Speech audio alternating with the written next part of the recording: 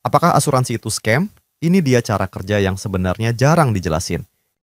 Kalian pernah sadar nggak sih, kenapa banyak banget orang yang otomatis ilfeel begitu dengar kata asuransi? Kayak ada memori kolektif yang langsung bilang, ah, itu cuman buang-buang duit, atau ujung-ujungnya perusahaan yang untung. Atau mungkin malah kalian sendiri juga pernah mikir, ngapain sih bayar asuransi? Mending uangnya ditabung aja, atau diputar sendiri. Dan itu wajar banget. Karena faktanya, banyak orang di luar sana ngerasa kecewa sama asuransi, terutama generasi sekarang, Gen Z dan milenial, yang udah lebih melek finansial, lebih ingin pegang kendali penuh atas uangnya sendiri, dan nggak mau merasa terikat sama sistem yang nggak jelas hasilnya. Kita hidup di era di mana orang lebih percaya pada kemampuan mereka sendiri buat ngatur keuangan, apalagi setelah melihat banyak kasus, orang udah bayar premi bertahun-tahun, tapi waktu butuh, malah prosesnya ribet, klaim ditolak, atau nominalnya nggak sesuai harapan. Dari situ muncul persepsi baru, bahwa asuransi itu cuman bisnis buat perusahaan, bukan perlindungan buat nasabah. Dan keresahan ini makin kuat, karena dunia keuangan sekarang udah berubah banget. Generasi kita lebih kenal investasi, reksadana, saham, kripto, bahkan AI tools buat bantu analisis keuangan. Jadi, kalau dulu orang tua kita ngerasa aman karena punya polis asuransi, sekarang banyak dari kita justru ngerasa lebih aman kalau uangnya bisa kita kelola langsung. Karena kita bisa lihat hasilnya, bisa kontrol risikonya. Tapi di sisi lain, ada pertanyaan yang sebenarnya menarik. Kalau asuransi itu memang nggak berguna, kenapa kok masih banyak orang beli? Kenapa perusahaan asuransi tetap tumbuh dan bahkan masih dipercaya oleh jutaan orang di seluruh dunia? Nah mungkin jawabannya nggak sesederhana, asuransi itu bagus atau asuransi itu tipu-tipu. Mungkin masalahnya bukan di produk, tapi di cara kita memahami konsepnya. Dan disitulah letak konfliknya. Bahwa sebagian orang merasa asuransi itu bentuk perlindungan, sementara sebagian lagi merasa itu adalah bentuk pemborosan. Tapi sebelum kita buru-buru milih pihak mana yang benar, kita harus ngerti dulu. Sebenarnya gimana sih cara kerja asuransi itu sendiri? So, mari kita bedah semuanya satu persatu. Kalau dipikir-pikir, asuransi itu sebenarnya bukan konsep rumit. Intinya sederhana banget. Asuransi adalah cara manusia buat bagi beban risiko bersama-sama. Kita hidup di dunia yang penuh ketidakpastian. Sakit, kecelakaan, kehilangan, musibah. Semuanya bisa datang tanpa permisi. Dan karena kita nggak bisa nebak kapan sesuatu bakal terjadi, manusia dari dulu punya naluri buat patungan menghadapi risiko. Nah, dari sinilah konsep asuransi lahir. Jadi bayar asuransi itu sebenarnya kayak patungan berjamaah buat ngurangin risiko bareng-bareng. Bayangin gini, ada 1.000 orang yang sepakat buat patungan, masing-masing nyumbang 100.000 rupiah per bulan. Dari total itu, terkumpul 100 juta. Nah, kalau dari 1.000 orang itu ada satu yang kena musibah, entah kecelakaan, sakit parah, atau kehilangan aset, uang patungan tadilah yang bantu nutup kerugiannya.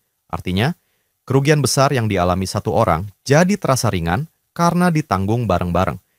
Itulah konsep yang disebut risk pooling, mengumpulkan risiko dari banyak orang agar dampaknya nggak menghancurkan satu individu. Sementara risk transfer itu logika keduanya. Kalian memindahkan risiko pribadi ke lembaga yang siap nanggung risiko itu. Dengan kata lain, kita bayar sebagian kecil untuk ngurangin ketidakpastian besar yang bisa aja terjadi kapanpun. Jadi kalian bukan lagi sendirian menanggung beban tak terduga, tapi mendelegasikannya ke sistem. Tapi kalau dipikir lebih dalam, sebenarnya asuransi itu bukan sekadar produk finansial. Ia lahir dari kebutuhan sosial paling dasar manusia, yaitu rasa takut terhadap hal yang nggak bisa diprediksi, dan keinginan buat punya jaminan, walau kecil, di tengah dunia yang penuh ketidakpastian. Zaman dulu, bahkan sebelum asuransi modern ada, konsep ini udah hidup di masyarakat tradisional, misalnya nelayan. Mereka sering patungan risiko.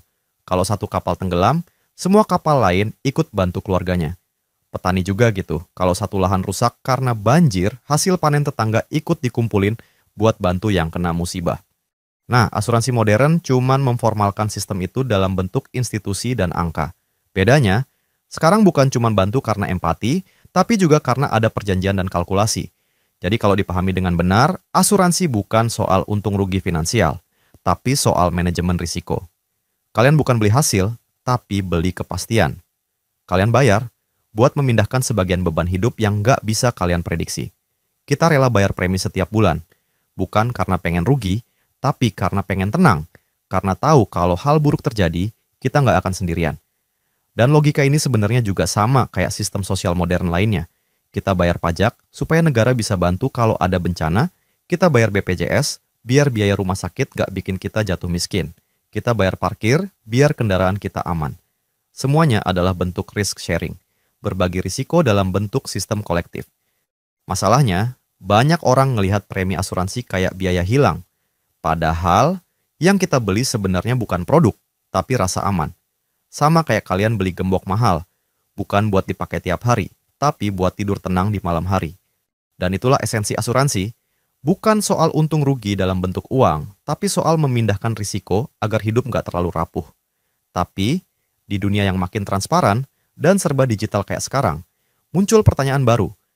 Kalau kita bisa kelola risiko sendiri lewat dana darurat, cash flow yang sehat, dan investasi, apakah asuransi masih relevan? Nah, disinilah bagian menariknya mulai muncul. Karena untuk menjawab itu, kita harus bedain dulu. Mana risiko yang bisa kita tanggung sendiri, dan mana risiko yang memang lebih aman kalau ditanggung bareng. Kita mulai dari realitas yang paling sering terjadi. Banyak banget orang yang bilang, saya trauma sama asuransi. Atau, dulu saya pernah ikut, tapi ujung-ujungnya rugi. Tapi kalau ditelusuri lebih dalam, masalahnya bukan di asuransi sepenuhnya, tapi di cara orang beli dan memahami produknya. Kebanyakan orang beli asuransi bukan karena paham fungsinya, tapi karena tergoda janji hasilnya. Dan disinilah akar dari semua kesalahpahaman itu dimulai. Biar kalian kebayang, sebenarnya asuransi itu ada dua kategori besar, yaitu asuransi murni dan asuransi campuran yang digabung sama investasi. Yang pertama asuransi murni, ini seperti asuransi jiwa berjangka, asuransi kesehatan, atau asuransi kendaraan. Fungsinya cuma satu, yaitu melindungi. Kalian bayar premi, dan kalau ada risiko yang terjadi, sistem yang akan nanggung bebannya. Nggak ada embel-embel keuntungan, nggak ada janji balik modal, dan justru disitulah nilai sejatinya. Kalian beli rasa aman, bukan imbal hasil. Sementara yang kedua, asuransi campuran. Contohnya unit link, ini adalah produk yang menggabungkan dua hal, yaitu proteksi dan investasi. Secara teori kedengarannya efisien, bayar satu premi dapat dua manfaat sekaligus. Tapi masalahnya, disinilah banyak orang terjebak. Karena mereka kira asuransi itu sama dengan investasi. Mereka beli bukan buat proteksi, tapi buat cuan. Padahal logikanya beda banget. Dan sebenarnya itu juga terjadi karena industri ini sendiri di masa lalu yang ikut menciptakan kebingungan itu. Dulu, ketika muncul produk yang disebut unit link, gabungan antara asuransi dan investasi. Yang secara konsep memang kelihatannya keren, kalian bisa dapat proteksi sekaligus hasil investasi dalam satu produk. Tapi dalam praktiknya, banyak orang nggak benar-benar paham cara kerjanya. Akhirnya, premi yang mereka bayar terpotong biaya besar, returnnya nggak sesuai ekspektasi, dan proteksinya pun nggak optimal. Hasilnya, muncullah generasi skeptis baru yang ngerasa asuransi itu cuma akal-akalan marketing. Mending saya invest sendiri, hasilnya lebih jelas. Dan ya, skeptisisme itu masuk akal karena banyak yang memang salah edukasi dari awal. Analoginya, asuransi itu kayak helm. Kalian beli helm bukan karena mau untung, tapi karena kalian sadar. Kalian nggak bisa ngontrol risiko di jalan. Kalau jatuh, helm itu yang nyelamatin kepala kalian. Bukan buat sekadar gaya, bukan buat dijual lagi. Nah, ketika ada orang yang beli helm karena berharap nanti bisa dijual lebih mahal, ia jelas bakal kecewa. Karena dari awal niatnya udah salah. Begitu juga dengan asuransi. Kalau kalian beli dengan mindset, pasti untung. Maka kalian akan kecewa saat tahu uangnya nggak balik sesuai harapan. Tapi kalau kalian beli dengan mindset saya bayar buat transfer risiko, kalian akan sadar kalau itu bukan rugi, tapi perlindungan. Produk seperti unit link juga sebenarnya diciptakan untuk orang yang mau praktis, mau proteksi, tapi juga mau ada nilai investasinya. Namun masalahnya, banyak banget yang nggak dijelasin dengan jujur atau detail oleh agen. Seolah-olah produk itu bisa jadi tabungan jangka panjang yang pasti balik modal. Padahal nggak sesederhana itu. Di balik premi yang kalian bayar, ada biaya akuisisi, biaya administrasi, dan biaya proteksi. Baru sisanya masuk ke porsi investasi. Dan karena banyak yang nggak tahu struktur itu, orang sering kaget pas tahu kok nilai investasinya kecil banget. padahal udah bayar bertahun-tahun. Itulah momen di mana mereka ngerasa ditipu, padahal yang terjadi bukan penipuan, tapi ketidaktahuan terhadap mekanisme produk. Dan disinilah pentingnya literasi finansial, karena semakin kalian ngerti cara kerja sebuah produk, semakin kecil kemungkinan kalian salah beli. Jadi, sebelum kalian tanda tangan polis apapun, tanya dulu ke diri sendiri. Apakah saya beli ini buat proteksi atau buat investasi? Kalau tujuannya proteksi, pastikan produk yang kalian pilih murni untuk perlindungan. Kalau tujuannya investasi, ya jangan lewat asuransi, tapi lewat instrumen yang memang dirancang untuk tumbuhin uang. Karena ujungnya gini, asuransi bukan alat buat bikin kaya, tapi buat mencegah kalian jatuh miskin mendadak. Dan itu dua hal yang sangat berbeda.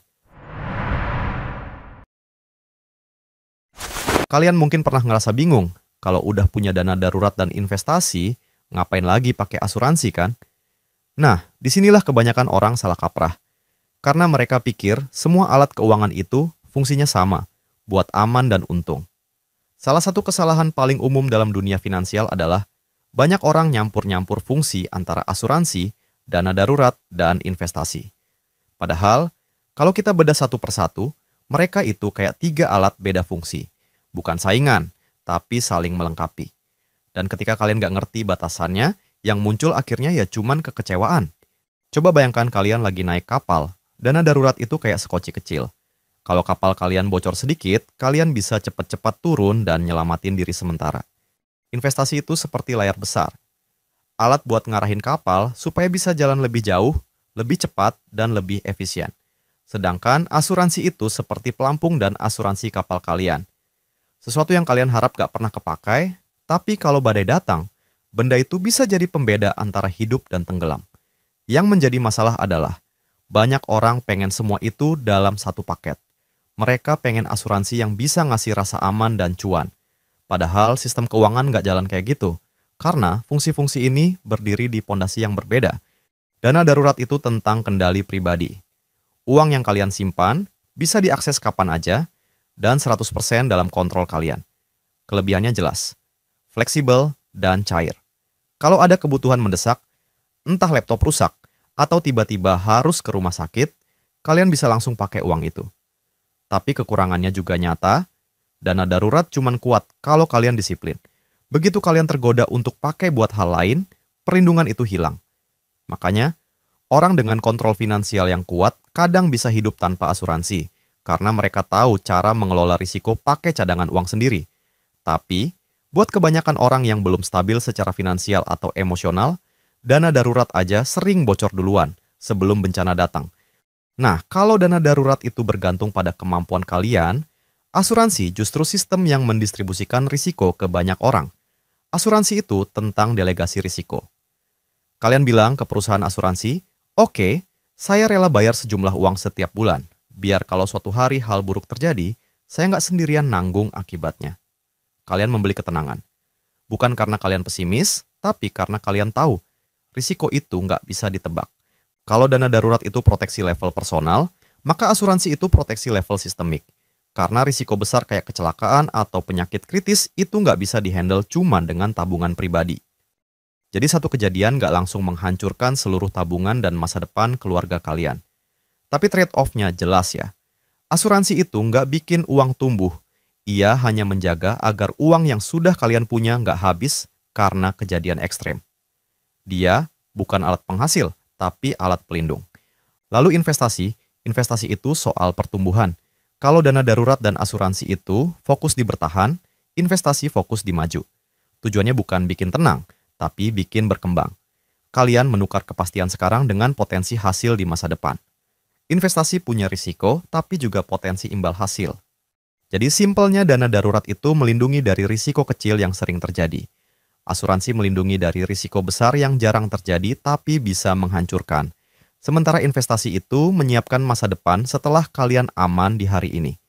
Dan kalau kalian perhatikan, bukan salah satu yang paling penting, tapi semuanya saling melengkapi. Semuanya balik ke konsep dasar. Setiap alat punya fungsi, dan setiap fungsi butuh kesadaran. Kalian bisa punya dana darurat tanpa asuransi, tapi artinya kalian siap menanggung semua risiko sendirian. Kalian bisa punya asuransi tanpa dana darurat, tapi artinya kalian siap kalau ada biaya kecil yang nggak tercover. Kalian bisa investasi tanpa keduanya, tapi artinya kalian sedang main di arena yang lebih berisiko, karena pondasi kalian belum kokoh. Dan dari sini, kalian akan sadar satu hal, bahwa asuransi bukan soal kalah menang, bukan soal lebih pintar atau lebih bebas, tapi soal strategi finansial yang sadar posisi. Bukan semua orang butuh asuransi dengan jenis yang sama, tapi setiap orang pasti butuh cara untuk melindungi dirinya dari hal-hal yang nggak bisa dikontrol. Pertanyaannya sekarang, apakah semua orang wajib punya asuransi? Jawabannya enggak, tapi semua orang wajib paham cara kerjanya. Jadi kalian nggak harus punya asuransi, tapi kalian harus paham logika kapan asuransi jadi relevan. Asuransi itu bukan barang wajib, tapi alat manajemen risiko. Artinya, fungsinya baru terasa kalau kalian memang punya risiko yang perlu dikelola. Misalnya kalian masih single, masih tinggal bareng orang tua, belum punya tanggungan, dan tabungan kalian cukup buat cover kondisi darurat. Dalam kondisi ini, urgensi kalian untuk punya asuransi itu belum terlalu tinggi. Bukan berarti nggak boleh, tapi kalian mungkin bisa memprioritaskan hal lain dulu, seperti bangun dana darurat, cicil skill yang bisa nambah penghasilan, atau mulai investasi kecil-kecilan. Karena saat ini, risiko terbesar kalian bukan kehilangan penghasilan orang lain, tapi kehilangan potensi diri sendiri. Kalau amit-amit misalnya kalian sakit, kalian pun masih bisa pakai dana darurat, dan nggak ada pihak lain yang secara finansial tergantung sama kalian. Jadi risiko finansial dari kejadian buruk masih bisa kalian tanggung sendiri. Tapi, situasinya berubah total ketika kalian mulai punya tanggung jawab moral dan finansial terhadap orang di sekitar kalian. Misalnya, kalian bantu biayain orang tua, punya pasangan yang masih bergantung sama income kalian, atau bahkan udah punya anak. Nah, di titik inilah asuransi mulai jadi bagian dari tanggung jawab. Karena kalau sesuatu terjadi sama kalian, mungkin itu hal-hal yang nggak diinginkan atau hal-hal yang nggak bisa diprediksi. Maka dampaknya nggak cuma ke kalian, tapi juga ke orang-orang yang hidupnya bergantung sama kalian. Itulah kenapa asuransi bukan cuma instrumen finansial, tapi bentuk kasih sayang. Kalian membayar premi bukan karena takut mati, tapi karena kalian peduli pada siapa yang hidup setelah kalian. Dan kalau kita tarik lebih dalam, asuransi itu pada dasarnya adalah bentuk kesadaran terhadap ketidakpastian. Kalian tahu bahwa hidup gak bisa dikontrol sepenuhnya, tapi kalian bisa memilih cara untuk meresponnya. Orang yang paham risiko bukan berarti pesimis, justru sebaliknya. Mereka realistis dan strategis, mereka tahu kalau sesuatu terjadi, sistem sudah siap melindungi dampaknya. Jadi, jangan ikut tren tanpa konteks. Jangan beli asuransi cuman karena teman kantor punya atau salesnya meyakinkan. Kalau posisi keuangan kalian masih rapuh, utang konsumtif belum lunas, dana darurat belum ada, maka prioritas kalian bukan asuransi dulu, tapi stabilitas finansial. Karena percuma kalian beli proteksi kalau keuangan sehari-hari aja masih bocor. Itu kayak kalian pakai helm bagus, tapi naik motor tanpa rem. Nggak salah punya helm, tapi prioritasnya keliru. Prinsipnya begini, asuransi itu nggak wajib buat semua orang, tapi bisa relevan untuk orang yang punya sesuatu untuk dilindungi. Entah itu keluarga, aset, atau tanggungan. Kuncinya bukan dipunya atau nggak punya, tapi dipaham kapan waktunya kalian butuh dan kapan belum. Makanya, pendekatan yang bijak bukan punya atau enggak, tapi sudah paham atau belum. Kalau kalian udah ngerti bahwa asuransi adalah sistem untuk memindahkan risiko yang nggak bisa kalian tanggung sendiri, barulah kalian bisa menilai apakah saat ini kalian butuh, seberapa besar butuhnya, dan jenis apa yang paling relevan. Dan yang perlu diingat adalah bahwa asuransi itu bukan produk konsumtif, tapi alat protektif. Artinya, kalian nggak beli buat punya, tapi buat tenang. Karena yang dibeli bukan barang, tapi waktu dan ruang bernapas ketika hal buruk terjadi. Jadi, sebelum kalian bilang asuransi itu nggak penting, tanya dulu ke diri sendiri. Kalau besok saya nggak bisa kerja lagi, siapa yang akan terus jalanin hidup ini tanpa saya? Kalau jawabannya ada orang lain yang bergantung sama saya, maka kalian tahu jawabannya. Bukan soal wajib, tapi soal tanggung jawab.